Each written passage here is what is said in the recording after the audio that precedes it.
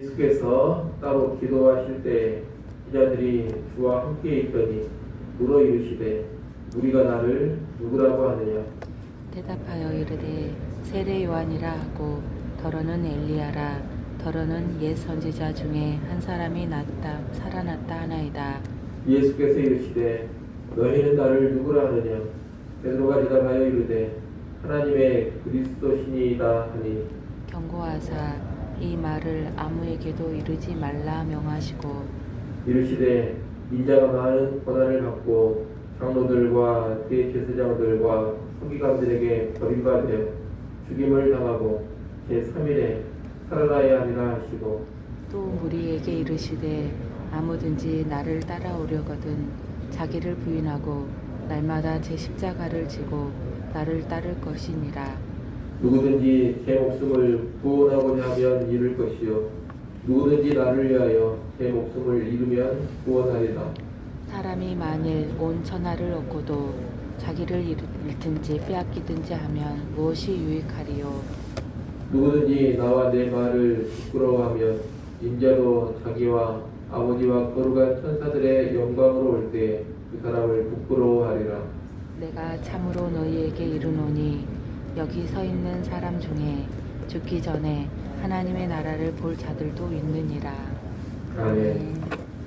오늘 본문에는 예수님이 누구신지에 대한 베드로의 신앙 고백이 나오고 있습니다. 오늘 본문은 예수님께서 기도하시는 장면으로 시작합니다. 예수님은 제자들과 떨어져 따로 기도하셨습니다. 누가복음에서 예수님이 기도하시는 장면은 주로 중요한 사건을 앞두고 언급이 됩니다. 오늘 본문에서는 자신의 정체를 분명히 밝히시는 일을 하기 전에 예수님이 기도하고 계십니다. 기도하신 후 예수님은 제자들에게 먼저 이렇게 묻습니다. 우리가 나를 누구라고 하느냐. 무리라는 말을 하시는데 이 무리는 예수님 주변으로 몰려들면서 예수님의 말씀도 듣고 기적도 보는 사람들을 가리킵니다. 예수님 주변에는 늘 이런 무리들이 있었습니다. 제자들은 예수님의 이 질문에 사람들은 예수님을 세례요한, 엘리야, 옛 선지자 중에 하나로 알고 있다 이렇게 답합니다. 이 예수님은 제자들에게 또 묻습니다. 너희는 나를 누구라고 하느냐. 이 질문에 베드로가 하나님의 그리스도십니다라고 대답을 합니다. 하나님의 그리스도라는 말은 하나님께서 약속하신 메시아, 구주라는 의미입니다. 이 말은 예수님을 통해 하나님의 나라에 들어가고 예수님으로 인해 하나님 나라의 은혜를 누리고 또 예수님에 의해서 다스림을 받는다 이런 의미입니다. 지금 우리가 예수님을 인식하는 것과 베드로를 대표로 하는 제자들이 예수님을 인식하는 것이 다릅니다. 우리는 예수님을 무시하거나 멸시하지는 않습니다. 예수님을 어떻게 생각하느냐? 훌륭한 선지자급의 사람으로 생각을 하고 있습니다. 하지만 우리는 예수님을 하나님이 보내신 그리스도, 하나님이 보내신 구주로 인정하지는 않습니다. 하지만 제자들은 예수님을 하나님의 그리스도, 하나님께서 보내신 메시아, 하나님이 약속하신 구주로 인정하고 있는 겁니다. 바로 이 지점에서 무리와 제자가 나누어집니다. 무리도 예수님 주변에 있고 예수님의 말씀을 듣고 기적도 경험을 하지만 이 무리는 예수님을 자신의 구주, 하나님이 보내신 메시아로 믿지는 않습니다. 그저 훌륭한 분, 선지자, 탁월한 스승 정도로만 인정을 합니다. 하지만 예수님의 제자들은 예수님을 어떤 분으로 믿고 따르느냐? 예수님을 하나님의 그리스도로 믿고 따르는 것입니다. 오늘날도 교회 안에 이런 무리가 있고 제자들이 같이 있습니다. 예수님을 그저 존경할 만한 인물, 탁월한 선지자, 훌륭한 스승 정도로 생각을 하면서 교회를 다니는 사람들이 있습니다. 이런 사람들은 무리에 속한 자들이라고 말할 수가 있겠습니다. 반면에 예수님이 그 정도 분이 아니라 유일한 하나님 보내신 구주, 메시아임을 믿고 따르는 사람들도 있습니다. 이들은 예수님을 통해서만 하나님 나라 천국에 들어간다는 것을 알고 이 예수님을 나의 왕, 나의 구주로 믿고 따릅니다. 바로 이런 사람들이 예수님의 제자들이고 진정한 하나님의 백성인 것입니다. 그럼 오늘 나는 어떤 인식, 어떤 믿음을 가지고 예수님을 대하고 있는가 잘 돌아볼 수 있어야 되겠습니다. 내가 교회 안에 들어와 있다고 해서 다 진정한 예수의 제자인 것은 아닙니다. 교회 안에 들어와 있다 해서 다 참된 하나님 나라 백성인 것도 아니고 구원의 백성인 것이 아닙니다. 예수님을 어떻게 인정하고 있는가, 예수님을 어떤 분으로 믿고 있는가, 이것이 중요합니다. 예수님을 우리와 같은 수준으로 인정하고 따른다면 이 사람은 구원과는 상관이 없습니다. 제자들처럼 베드로가 고백했던 것처럼 하나님의 그리스도, 약속하신 메시아, 유일한 구주로 믿고 따라야지만 이 사람이 진정한 제자요 구원의 백성인 것입니다. 그러니 내가 베드로와 같은 신앙 고백을 하고 있는가 다시 한번 잘 돌아보시고 우리를 구원에 이르게 하는 그런 참된 신앙 고백의 소유자들이 다 될 수 있기를 소원합니다. 예수님은 베드로의 신앙 고백을 들으신 후에 21절, 22절에서 자신의 죽음과 부활을 말씀하십니다. 죽음과 부활에 관한 말씀은 그리스도이신 예수님께서 이루시는 구원이 십자가의 죽음과 부활을 통해서 이루어진다는 것을 알려줍니다. 이 당시 사람들은 그리스도 메시아 그러면 정치적인 왕을 많이 생각했습니다. 온 세상 위에 정치 군사적으로 군림하고 호령하면서 강력한 힘으로 유대나라를 회복시키고 그 유대나라를 아주 강성케 해서 세상 1등가는 나라로 만들어주는 그런 메시아를 기대했다는 겁니다. 하지만 진정한 메시아는 그런 식으로 살아가는 것이 아닙니다. 오히려 십자가에서 고난당하고 죽음으로써 구원을 이루시고 하나님 나라를 세웁니다. 정치 군사적인 힘을 동원한 혁명을 통해서 하나님 나라가 세워지는 게 아니라는 겁니다. 정치적인 영웅이나 또는 종교적인 영웅이 되어서 구원을 이루는 것도 아니라는 겁니다. 사람들에게 버림받는 십자가의 죽음을 통해서 메시아는 구원을 이루고 낮아지는 죽음을 통해서 하나님 나라를 이 땅에 임하게 하는 겁니다. 예수님은 십자가의 죽음 후에 부활을 하시는데 그 부활은 십자가가 참된 구원의 방법이라는 것을 확실하게 입증해 주는 것입니다. 다시 말하면 십자가가 그저 패배가 아닌 진정한 승리의 사건이요 구원의 사건이라는 것을 부활을 통해서 확실하게 보여준다는 것입니다. 오늘날 우리는 예수님께서 어떻게 구원을 이루고 어떻게 하나님 나라를 임하게 하시는가 이것을 잘 알아야 되겠습니다. 정치 군사적인 힘, 땅의 권력과 영광, 땅의 인정과 성공으로 구원을 이루신 것이 아닙니다. 버림받고 죽어지는 십자가의 방법으로 구원을 이루셨습니다.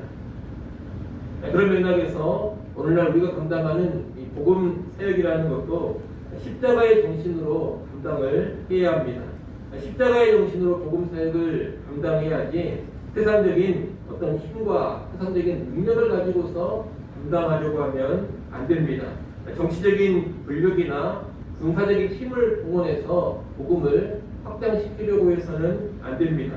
또 사람들 위해서 군림하는 방식으로 하나님 나라를 확장하려고 해서도 안 됩니다. 그런 방식으로 복음 사역을 하고 그런 방식으로 하나님 나라를 확장하려고 하면 반드시 실패하게 됩니다. 하나님의 방법, 예수님의 방법이 아니기 때문입니다. 복음이라는 것은 언제나 자기가 먼저 낮아지고 죽어지는 십자가의 방법으로 감당을 해야지만 진정한 복음의 역사가 나타나는 것입니다. 복음을 증거한다 이 목적만 중요한 것이 아니라 복음을 증거하는 방식도 아주 중요합니다.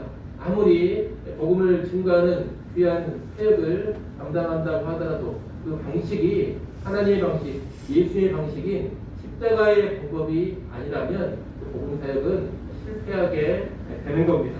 그러니 이것을 꼭 기억하시고 언제나 하나님의 뜻 앞에 자신이 죽어지는 십자가의 방법 그리고 낮아져서 숨기는 십자가의 방법으로 교회 모든 사역들, 복음 사역 감당해 갈 수 있기를 바랍니다. 그래서 예수님은 23절 이하에서 자기를 부인하고 십자가를 지는 제자도를 말씀하십니다. 23절 말씀을 한번 읽어보십시오. 23절 말씀 읽습니다. 또 무리에게 이르시되 아무든지 나를 따라오려거든 자기를 부인하고 날마다 제 십자가를 지고 나를 따를 것이니라. 아멘. 참된 예수님의 제자가 되려면 예수님이 걸으셨던 것처럼 동일하게 자기를 부인하고 자기의 십자가를 지고서 예수님을 따라야 합니다. 이 십자가의 삶이 없다면 그는 진정한 제자가 아닙니다. 그리고 십자가의 삶이 없다면 참된 복음의 능력도 경험하지를 못하고 진정한 하나님 나라의 임함도 누리지를 못할 것입니다. 앞서 예수님에 대한 다른 신앙 고백이 있어야 예수님의 제자라고 했습니다. 동일한 맥락에서 예수님이 오늘 보이신 것 같은 십자가의 삶이 있어야지만 또한 예수님의 제자라고 말할 수가 있겠습니다. 예수님에 대한 다른 신앙 고백이 있다면 이어서 자기를 부인하고 십자가를 지고 따르는 다른 신앙의 삶이 나와야 한다는 겁니다. 다른 신앙 고백에서만 멈추면 안 됩니다. 다른 신앙 고백은 반드시 십자가를 지고 따르는 다른 신앙의 삶으로 이어져야 합니다. 그래야지만 진정한 예수의 제자로 서는 것입니다. 그렇기 때문에 내가 예수님을 나의 구원자로 그리고 나의 왕, 나의 구주로 믿고 있다면 이제 우리의 삶을 돌아볼 수 있어야 되겠습니다. 그 신앙 고백에 합당한 십자가의 삶이 나오고 있는가 이것을 돌아볼 줄 알아야 한다는 겁니다. 내가 오늘 자기의 욕망과 나의 헛된 욕심을 부인하는 삶을 살아가고 있는가? 그 세상에서 쉽고 편하게 살아가는 것이 아니라 하나님의 뜻대로 살기 위해서 기꺼이 져야 될 나의 십자가를 지고 있는가? 이것을 잘 돌아보시기를 바랍니다. 자기를 부인하지 못하고 오히려 예수를 부인해 버린다면 또 자기의 욕망과 자기의 정욕을 꺾지를 못하고 오히려 하나님의 뜻을 꺾어버리고 있다면 결국 우리에게 진정한 생명과 영원한 영광이 주어지지 않을 것입니다. 오히려 그런 사람은 주님께서 다시 오시는 날 부끄럽고 수치스러운 모습으로 서게 될 것입니다. 오직 자기를 부인하고 자기 십자가를 지고 주님을 따르는 자들만이 장래의 영광은 물론이거니와 이 땅에 임하는 하나님 나라의 현존도 확실하게 체험할 수가 있을 것입니다. 그리고 이런 사람들을 통해서 하나님 나라가 복음이 더욱 널리 확장되어 갈 것입니다. 이를 꼭 기억하시고 우리 모두 예수님에 대한 다른 신앙 고백과 더불어서 십자가를 지는 다른 신앙의 삶도 살아갈 수 있기를 간절히 축원합니다. 기도하겠습니다.